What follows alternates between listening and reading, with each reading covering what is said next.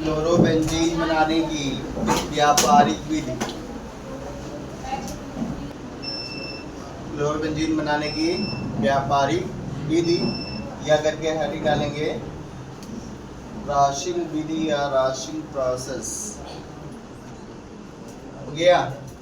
देखिए इसमें करते क्या है, ले लेंगे हम बेंजीन की वाष्प। बेंजीन की वाष्प हो जाएगा यहाँ पर। मीन्स बेंजीन किस में रहेगा, वेपर्स फॉर्म में रहेगा। जब वेपर्स फॉर्म में रहेगा तो इसको HCl और एयर के साथ इसको रिएक्ट कराएगा। ठीक है, या आप कह सकते हैं कि बेंजीन की वाष्प HCl और वायु को हम क्या करेंगे, कॉपर या आयरन कैटालिस्ट की उपस्थिति में कॉपर की क्या होगा, Cu, या यहाँ पर क्या कर देंगे, आयरन ले लेंगे। इसकी उपस्थिति में हम क्या करेंगे, इन तीनों के मिश्रण को गुजारेंगे। गुजारने पर क्या होगा, यहाँ मिल जाएगा क्लोरोबेंजीन। मिक्स हो जाएगा C6H5Cl और साथ में क्या हो जाएगा, H2O। क्या हो जाएगा, H2O। इसको बैलेंस करेंगे। समझ में आ रहा है कि नहीं आ रहा है।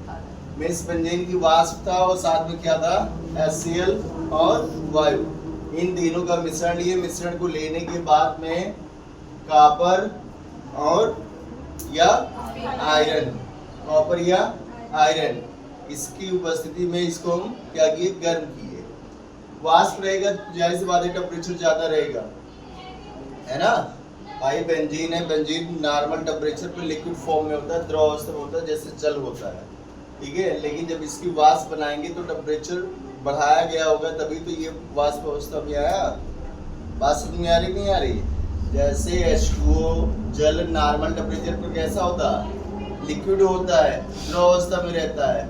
अगर उसी H2O को वाष्प अवस्था में लाना हो तो क्या करेंगे, टेम्परेचर देंगे ना, गर्म करेंगे।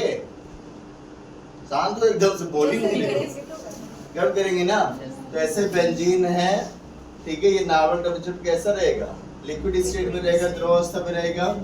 अब इसका हम क्या करते हैं, वाष्प बनाते हैं। तो वाष्प बनाने के लिए हम क्या करेंगे, इसको हम टेम्परेचर प्रोवाइड करेंगे, तब इसके वेपर्स बनेंगे, वाष्प बनेंगे। तो बेंजीन की वाष्प HCl और वायु, इन तीनों के मिश्रण को कॉपर या उत्प्रेरक, कॉपर या आयरन उत्प्रेरक को हम क्या करेंगे, 200 लगभग 200 डिग्री सेल्सियस टेम्परेचर पर गुजारते हैं। तो गुजारने पर क्या होगा, ये बेंजीन HCl और वायु से क्रिया करके क्या बना लेगा, क्लोरोबेंजीन बना लेगा। ठीक है, और क्लोरोबेंजीन के साथ साथ में क्या बन जाएगा, H2O। भाई कोई भी अगर हम सब्सटेंस लेंगे और उसको हाई टेम्परेचर से गुजारेंगे तो वो H2O निकलेगा कि नहीं निकलेगा। बात समझ में आई नहीं आई, नहीं आया।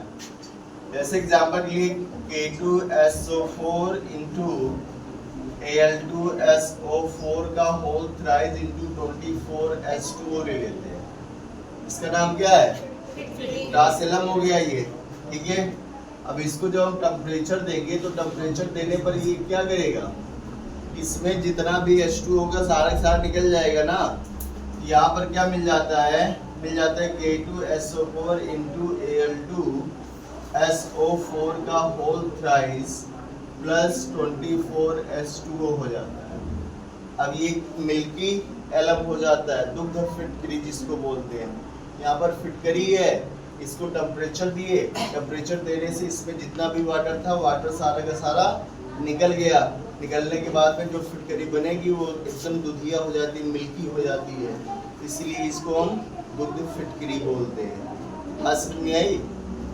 ये सब्सटेंस है, अगर इसमें वाटर बनेगा तो वो सारे किस में हो जाएंगे, वेपर्स फॉर्म में हो जाएंगे। या जब किसी भी सब्सटेंस को हाई टेम्परेचर से गुजारा जाएगा तो उसमें जितने भी वेपर्स होंगे वो सारे निकल जाएंगे, जितने वाटर होंगे वो सारे निकल जाएंगे। बात समझ में आई नहीं आई है। अब इसको क्या करेंगे, बैलेंस कर लेंगे। यहाँ पर कार्बन कितना है, 6 है, 6 कार्बन हो गया। हाइड्रोजन देखो इधर कितना है, यहाँ पर 6 1 7 और 5 1 5 2 7। ठीक है, Cl कितना है, 1 Cl हो गया। ऑक्सीजन कितना है, 2 है, और यहाँ कितना है एक, यहाँ हम क्या करेंगे 2, तो हाइड्रोजन कितना हो गया है?